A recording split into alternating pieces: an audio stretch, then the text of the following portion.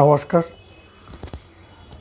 আজকে আপনাদের সঙ্গে আলোচনা করব দ্বাদশভাবে শনি এবং মঙ্গল এই দুটি গ্রহ যদি একসঙ্গে অবস্থান করে তাহলে সম্ভাব্য কী কী ফলাফল পাওয়া যেতে পারে।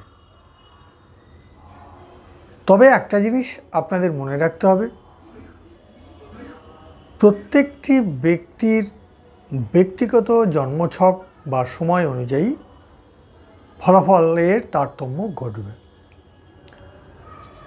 তাই আজকের যে আলোচনা, সেই আলোচনা থেকে আপনারা একটা সামগ্রিক ফলাফল বা একটা ধারণা আপনারা পাবেন, কিন্তু এটাই কোনো ব্যক্তির জন্মছকে যদি দ্বাদশভাবে শনি এবং মঙ্গল একসঙ্গে থাকে, এই ফলাফলটাই যে হুবহু সেখানে খাটবে তার কোনো মানে নেই।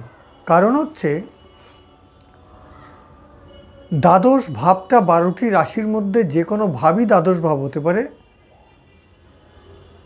সেই ভাবেরও কিন্তু অর্থাৎ সেই রাশিরও কিন্তু ইম্প্যাক্ট সেখানে আসবে।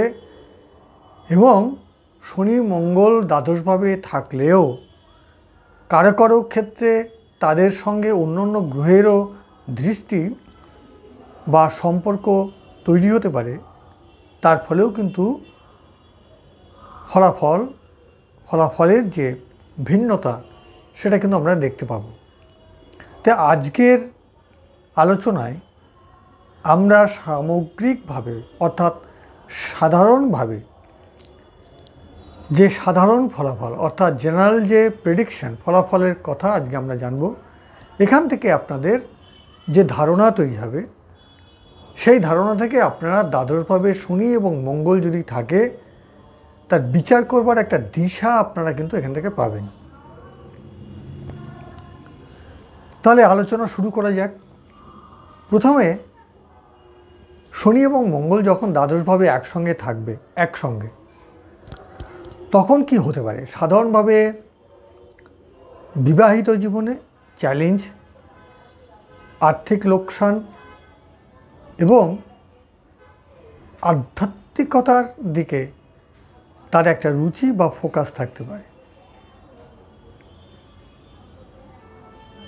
এটি পরিবার থেকে দূরত্ব তৈরি করতে পারে, গোপন খরচ বাড়াতে পারে, কিন্তু শিল্পকলায় আগ্রহ তৈরি করতে পারে এবং আধ্যাত্মিক উন্নতির সুযোগও তৈরি করতে পারে। এই প্রভাবগুলো আমাদের জন্ম যে পত্রিকা তার অন্য অন্য গ্রহের অবস্থানের উপরে নির্ভর করে ফলাফল ভিন্ন হবে, সেটা আমি আগেই আপনাদের সঙ্গে উল্লেখ করেছি। তাহলে প্রথম যে জায়গাটায় আমরা আলোচনায় গুরুত্ব দেব সেটা হচ্ছে বিবাহ এবং সম্পর্ক। শনি এবং মঙ্গল এই যোগ বিবাহিত জীবনে বিষাদ, সহিংসতা, বিচ্ছেদের ঝুঁকি বাড়াতে পারে।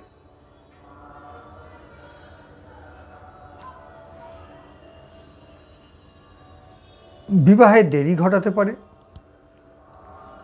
ব্যক্তি তার মায়ের সঙ্গে বিরোধমূলক সম্পর্ক অনুভব করতে পারে,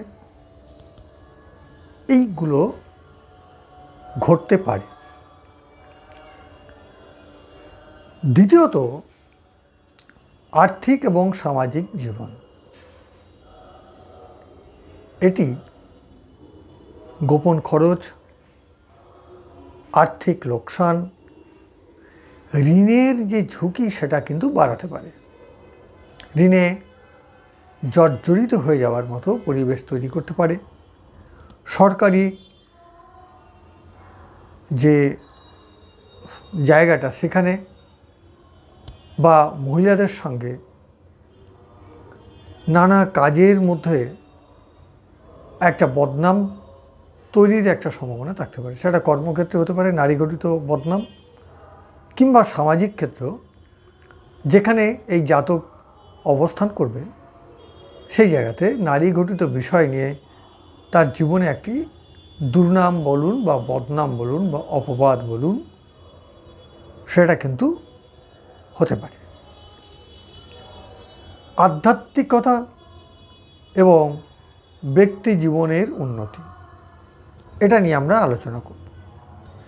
এই যোগ একটা জাতককে আধ্যাত্মিক যে সাধনায় প্রতি তার ফোকাস তৈরি করতে পারে, আগ্রহ বাড়াতে পারে, শান্তি এবং আধ্যাত্মিকতার পর তার ঝোঁক থাকতে পারে। দুর্বল যারা নিম্ন, মানে দুর্বল বলতে যারা সমাজে উপেক্ষিত, অবহেলিত, শোষিত, নিপীড়িত, তাদের প্রতি তার হৃদয় যে সংবেদনশীলতা, যে অনুকম্পা, এটা কিন্তু তীব্র হতে পারে। তো এই জায়গাগুলো আমাদেরকে কিন্তু খুব নজরে রাখতে হবে।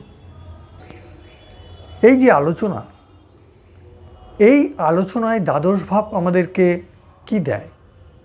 আধ্যাত্মিকতা, বিচ্ছিন্নতা, বিচ্ছেদ, লোকসান, অবচেতন মনের সঙ্গে সম্পর্ক তৈরি করা এবং গ্রহের যে দ্বন্দ্ব, শনি এবং মঙ্গল, এই যে যোগ, এটিকে আরও জটিল করে তুলতে পারে। খুব ভালো করে বুঝুন, দ্বাদশ ভাবের যে নেচার, যে স্বাভাবিক ফল, আর শনি এবং এই মঙ্গলের এই যে গ্রহদের মধ্যে যে দ্বন্দ্ব,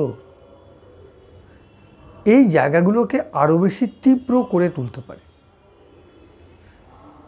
কী ধরনের তীব্রতা আসতে পারে সেটা এখন আপনাদের সঙ্গে আমি একটুখানি আলোচনা করি, তাহলে আপনাদের বুঝতে সুবিধা হবে। 12টি ভাবের মূল বৈশিষ্ট্যটা কি, এটা আমরা এখানে দেখব। দ্বাদশ যে ভাব, সেটা হচ্ছে ব্যয়ভাব। বৈদিক জ্যোতিষে এটা মোক্ষ, বিচ্ছিন্নতা, লোকসানের কথা বলে, প্রতীক। এটি বিদেশ ভ্রমণ, গোপন শত্রুতা, অবচেতন মনের সাথে সম্পর্ক তৈরি করা। এইভাবে যদি শনি এবং মঙ্গল একসাথে থাকে, এটি ব্যক্তির জীবনে একটা মিশ্র প্রভাব কিন্তু ফেলতে পারে। শনি নিয়ন্ত্রণ এবং সীমাবদ্ধতা, মঙ্গল হচ্ছে উৎসাহ দেওয়া, একটু অ্যাগ্রেসিভ করা বা কিছু কাজ করবার সাহস যোগায়। তাহলে এই দুয়ের যে গ্রহের যে সঙ্গে দ্বাদশ ভাবের যে প্রভাব মিশ্রিত একটা প্রতিক্রিয়া, সেটা কিন্তু আমরা দেখতে পাব। বিবাহ এবং পরিবারের প্রভাব, শনি এবং মঙ্গলের যোগ দ্বাদশভাবে বিবাহিত জীবনে নেগেটিভ প্রভাব ফেলতে পারে। উদাহরণস্বরূপ, বিবাদ তৈরি করতে পারে, সহিংসতা তৈরি করতে পারে, বিচ্ছেদের ঝুঁকি বাড়াতে পারে। দেরিভিত্তিক বিবাহের সম্ভাবনা, মানে লেট বিবাহ কথাও এখানে কিন্তু বোঝানো হয়। যে ব্যক্তি কথা বলা হবে, যে তিনি তার মায়ের সঙ্গে কিন্তু সম্পর্কের অবনতির দিকটি লক্ষ্য করতে পারেন। এছাড়া পরিবার এবং আত্মীয় থেকে তার দূরে সরে যাওয়ার একটা সম্ভাবনা তৈরি হয়। শারীরিক হ্রাস বা মৃত্যুর মতো ঘটনা দ্বাদশভাবে শনি মঙ্গল থাকলে কিন্তু ঘটাতে পারে। অর্থাৎ শারীরিক অসুস্থতা, অবনতি, অ্যাক্সিডেন্ট, এগুলোর দিকে কিন্তু খুব যত্নশীল হতে হবে এবং যথাযথ প্রতিকার বা সাবধানতা অবলম্বন করতে হবে। আর্থিক এবং সামাজিক জীবন, এই যোগ আর্থিক দিককেও প্রভাবে ফেলতে পারে, যেমন গোপন খরচ, আর্থিক লোকসান, উল্লেখযোগ্য ঋণের ঝুঁকি, ব্যক্তির উপভোগবাদী দৃষ্টিভঙ্গি গ্রহণ করতে পারে, টাকা ব্যবহারে অনেক সময় তিনি কৃপণ হতে পারেন। সরাসরি কিছুক্ষণ আগে আমি উল্লেখ করলাম যে কোনো মহিলার সঙ্গে জড়িয়ে তার দুর্নামের সম্ভাবনা থাকতে পারে। সন্তানেরা, যারা তার সন্তান, তাদের জায়গাটা একটু যত্ন করে দেখতে হতে পারে। তবে এটি এই দ্বাদশভাবে শনি মঙ্গলটা থাকলে পরে কি হয়, খুব ভালো একটা দিক রয়েছে। সেটা হচ্ছে যারা আইনি পেশার সঙ্গে যুক্ত হতে চান বা ল নিয়ে পড়াশুনো করতে চান বা প্রযুক্তি সংক্রান্ত কাজে নিজেকে নিয়োজিত করতে চান, সেই জায়গাগুলো কিন্তু খুব ভালো কাজ করে। তাহলে সবসময় নেগেটিভ শুধু নয়, তাহলে আইনি পেশা এবং প্রযুক্তি নিয়ে পড়াশুনো করা বা প্রযুক্তি সংক্রান্ত সেক্টরগুলোতে তার কাজের সম্ভাবনা থাকতে পারে। আধ্যাত্মিকতা এবং ব্যক্তিগত উন্নতিটা কি? শনি এবং মঙ্গলের যোগ দ্বাদশভাবে সেই জাতককে আধ্যাত্মিকতার দিকে নিয়ে যায়, ঈশ্বর চিন্তার দিকে তাকে ঠেলে দেয়। ব্যক্তির আধ্যাত্মিক সাধনায় আগ্রহী হয়ে ওঠে, শান্তি এবং আধ্যাত্মিকতার প্রতি তার ঝোঁক তৈরি হয়। দুর্বলতা, যেটা কিছুক্ষণ আগেই বললাম, এবং যারা দরিদ্র গরিব মানুষ তাদেরকে সাহায্য করবার জন্য তিনি মানসিকভাবে তৈরি থাকেন। এটি জীবনের উল্লেখযোগ্য পরিবর্তন আনতে পারে। পূর্ব জন্মের যে আধ্যাত্মিক সাধনার প্রভাব এই জন্মে কিছুটা প্রভাবিত হতে পারে। তো এই জায়গাগুলো হতে পারে। শিল্পকলা এবং ভ্রমণ,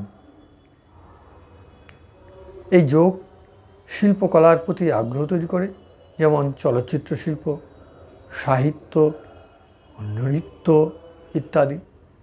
ব্যক্তি বিভিন্ন দেশে ভ্রমণ করতে পারে, কিন্তু মাতৃভূমির সাথে গভীর আত্মীয়তা থাকবে। খুব বিদেশে বিদেশে তার কাজের সঙ্গে তিনি যাচ্ছেন, কিন্তু তবুও তার নিজের মাতৃভূমির প্রতি তার একটা যে নিকটত্ব ভাব, আত্মীয়তার সম্পর্ক, এটা কিন্তু বজায় থাকবে। এরপরে আমরা কিছুটা নেগেটিভ প্রভাবের দিকে যাব।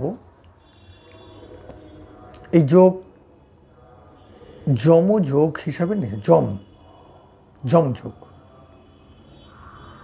তো যম বলতে দেবতার উল্টোটা, যেটা যমের দুয়ার বলি, সেই যম, যা প্রায় মৃত্যুর মতো ঘটনা বা অ্যাক্সিডেন্ট বা জীবনে বড়সড় কোনো পরিবর্তন ঘটাতে পারে। ব্যক্তির কাছে গাড়ি চালানোর সময় সতর্ক থাকবার প্রয়োজন, কেন খুব ঝুঁকিপূর্ণ জীবন তার হতে পারে। এবং আমরা একটু তুলনামূলক বিশ্লেষণ করব। তুলনামূলক বিশ্লেষণটা এইরকম হবে, ভালো মন্দ খুব জিস্টের মধ্যে আমরা বলবো। সেটা হচ্ছে, যদি আমরা বিবাহ এবং বিবাহিত সম্পর্ক দেখি, তাহলে বিবাদ হতে পারে, সেই জায়গায় বিচ্ছেদ হতে পারে, ধীরভিত্তিক বিবাহ হতে পারে। আর্থিক জীবনের দিকে যদি তাকাই, জিস্ট করে বলে দিচ্ছি, গোপন খরচ, ঋণ, আর্থিক লোকসান।